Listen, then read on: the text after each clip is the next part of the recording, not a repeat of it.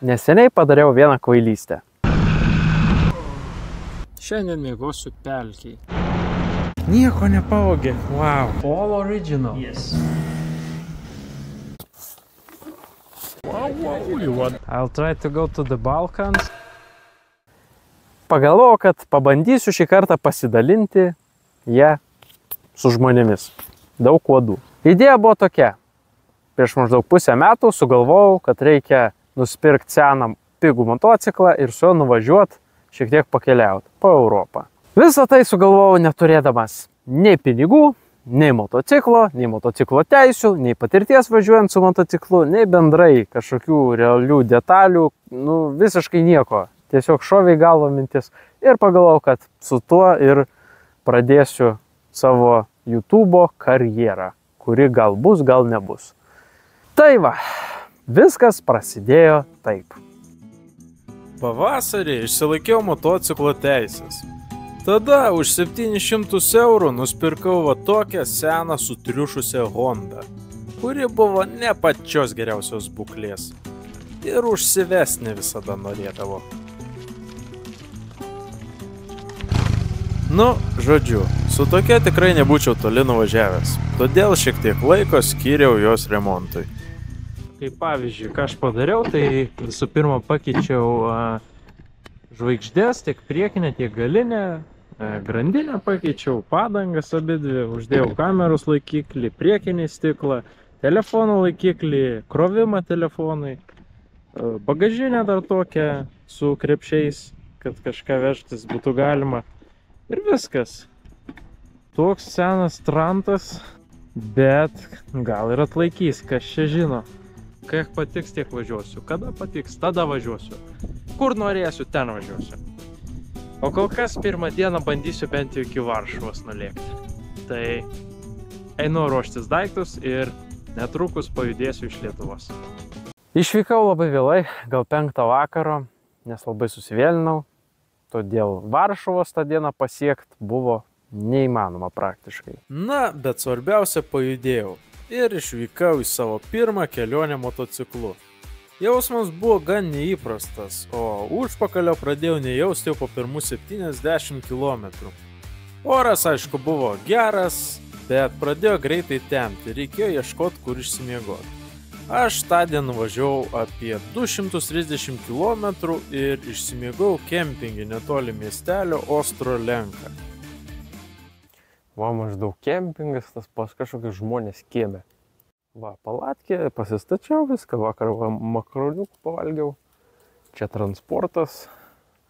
Atlaikė visai neblogai pirmus 200 km. Problema tik, kad važiuoja tik 80. Senas jau, išdilė viskas ten, tai jis nenori traukti. Karbiuratorius gal prastokas.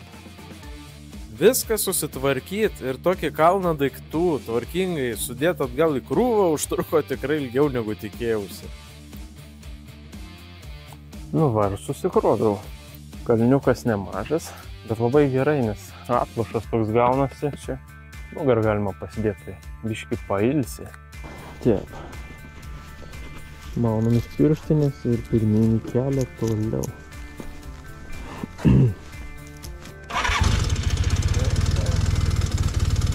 Pailsėjęs, naujom jėgom lindau gilyn į Lenkiją. Jau dabar lėkiau link Varšuvos.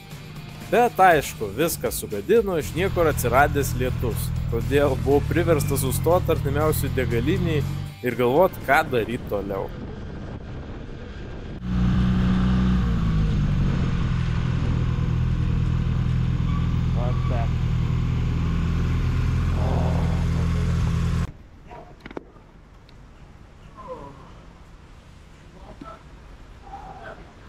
Taip, išpilti benziną. Kur pasistatyti dabar? Čia visur linija blemba.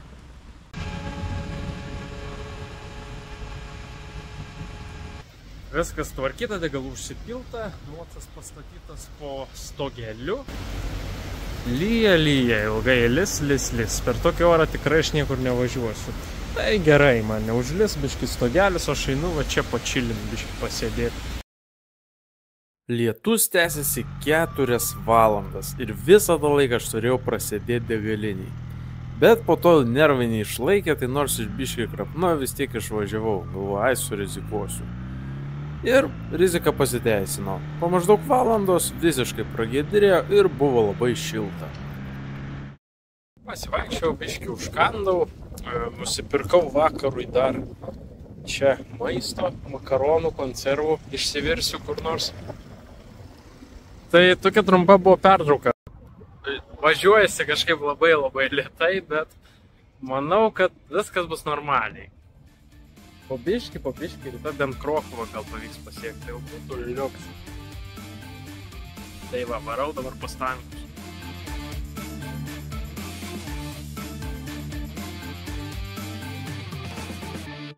Atvykau į savo pirmą tokį įdomesnį sustojimą. Čia buvo tokia kaip ir organizacija privati, tankų ir senovinės istorinės karinės technikos muziejus, dirbtuvės, restauracija, įvairiai remontas, servisas, vienu žodžiu, užsiima visko, kad išsaugot ir, kaip muziejus. Bet tai yra privati organizacija ir bet ko iš gatvės taip neprileidžia. Bet aš jiem parašiau laišką kelios savaitės prieš, paklausiau, laba diena, aš esu turistas iš Lietuvos, važiuojantis su motociklu, nežinia kur. Gal galėčiau pas jūs užsukti, apsilankyti ekskursijai. Ir galvau, gal priimt, gal už dyką, gal taip kažką sako. Jo, galim, 100 eurų. Galvoju, brangoka biški. Tai parašiau, paverkšlinau, kad esu studentas, be pinigų, neturiu tikslo, kur važiuoti, čia suprastų motocikliukų, visiškas subagas, gal kažkaip kažką, bent kažką parodykit. Ir spėkit, ką atrašė.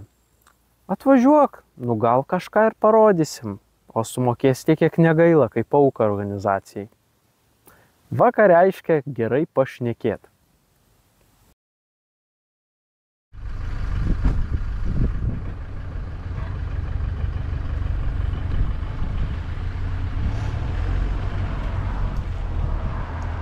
Aš vietoj atvažiavau tankų privačią kolekciją. Užsidarė čia praktiškai karinė teritorija, čia labai rimtas reikalas. Šitas, aišku, kelionė atlaikė, nesiskundžiu, viskas tvarkoj. Tai dabar bandysiu užeiti į vidų, ar priims įdomu ar ne. Kad suprasčiau, kas čia parašyta, kaip man dabar jiems prisiskambinti.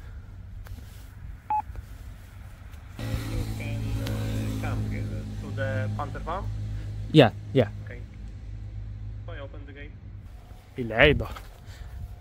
Įsivešim jį.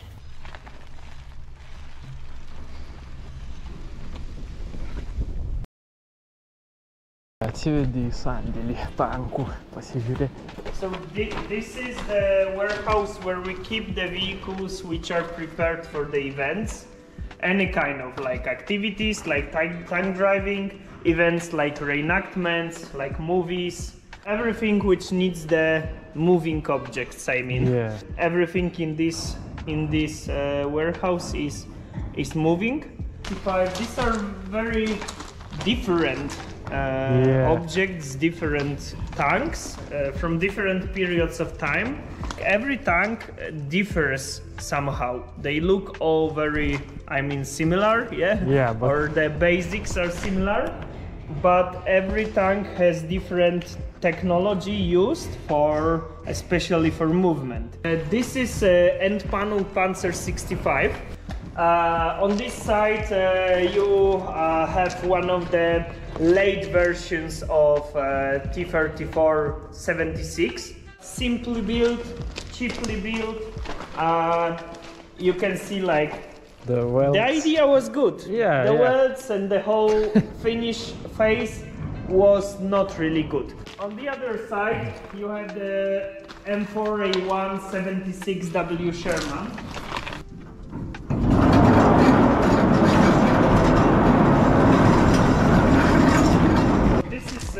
One of our most frequently used tank.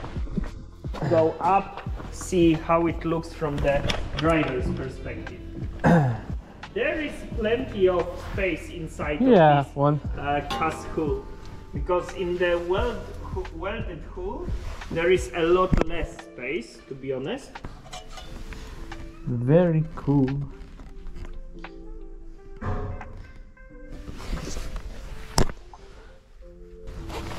Different perspective. Yeah. Yeah, it's.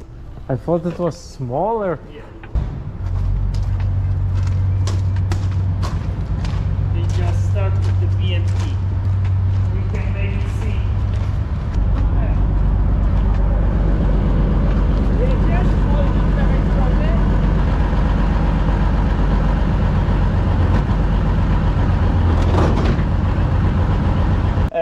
So this is our friend who actually stores his BMP here, and he's preparing it for the event. For a place. The best place to service. Yeah. Yeah. Exactly. Looks very good, like new. Yeah. There is a Stewart M3A1. This is the light tank. Yes, it's a lot smaller and lighter than the Sherman. Here we cannot try it. Here is the ATT.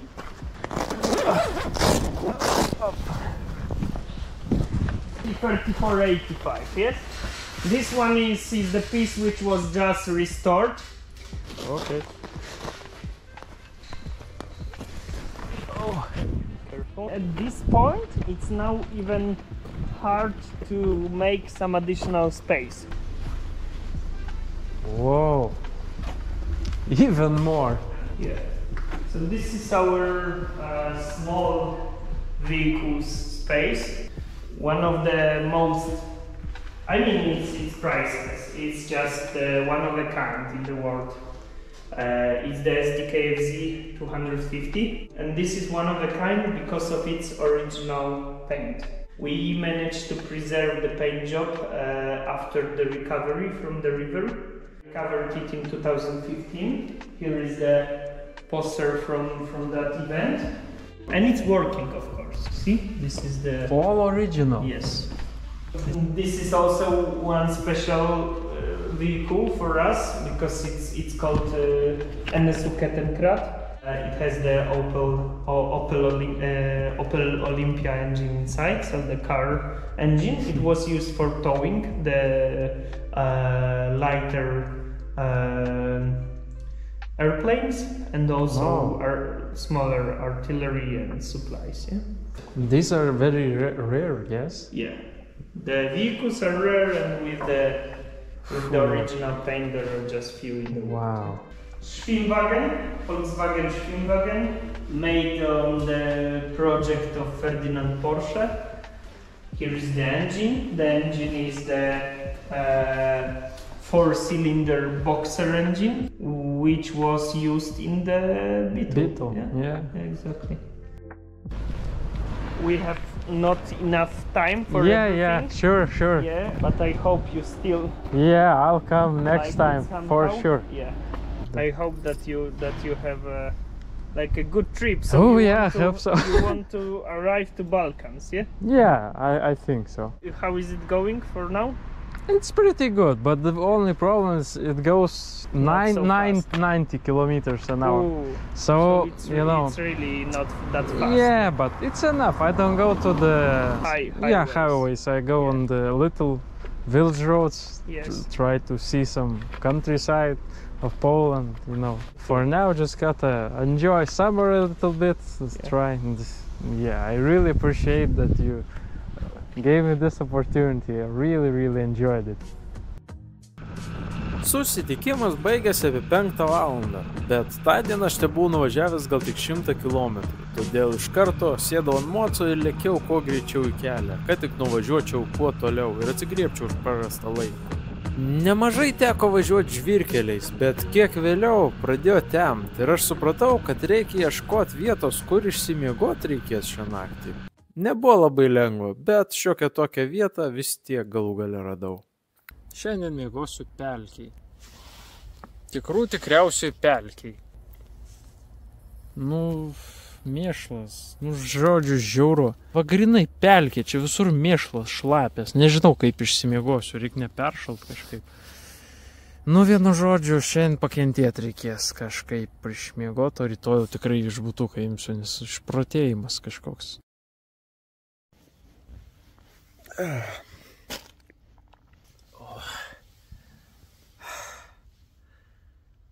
Šiandien išsimiegau pelkiai, bet patogiai, nebuvo labai blogai. Pasižiūrim, kaip čia oras, kas čia gero.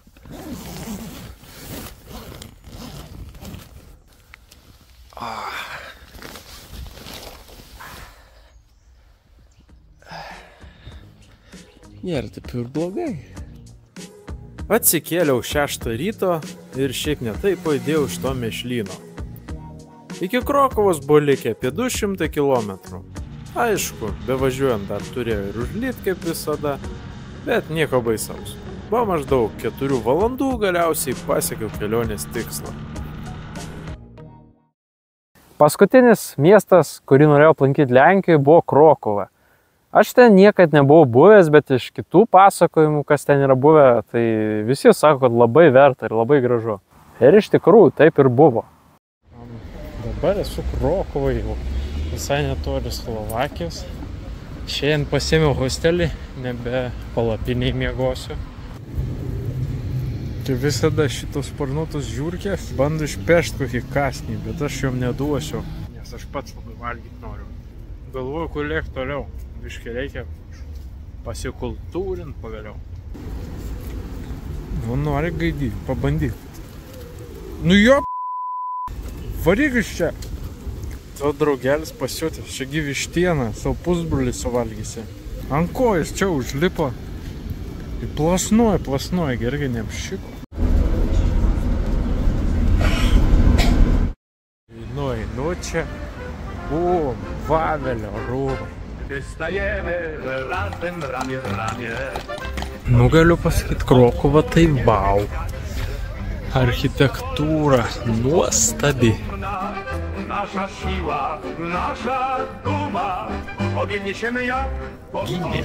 Einu užvalgyti lenkiškų koldūnų. Pirogi ir barščiai su koldūnais. Pavalgiau pirogėlių su barščiais, pasiėmiau išsineš dar kelis koldūnėlius, nes nesuvalgiau visko. Gal miestas gyvas net vakare. Gal net gyvesnis nei dieną. Lemu, kaip norėčiau čia dar pabūti. Labai jauku kažkaip. Ir oras, aišku, geras priduoda to. Bet, wow, Krokuva man labai patiko. Aš į hostelį noriu grįžti. Palikau mocą. O ant moco palapinę, miegmaišį, kilimėlį, viską palikau. Nenusiėmiau. Paskambinau keliam žmonėm. Papasakot, kaip man sekas, sako, durnas, tu nepalik. 100% nuvoks. Gal jis žino. Nu, visus svarbiausius tai kambariuką nusinešiau. Odai produkcija vlašna. Neturiu pinigų. Ledų norėčiau, bet ubagas. Ką padarysi? Wow, dar gražių vaizdų. Ir laikrodžiai, ir bokštai, ir parduotuvės. Ko tik nori. Visko jie čia turi. Nu, lemiamą akimirką, ar mocas vietoj su daiktais, ar viskas išvogta. Viskas vietoj. Palatkė, krepšiukai, nieko nepavogė. Wow, nuostabu. Einu miegoti čia. Oh yeah. Kažkoks gumbas ant kaktų. Man atrodo, vabalas įgėrė.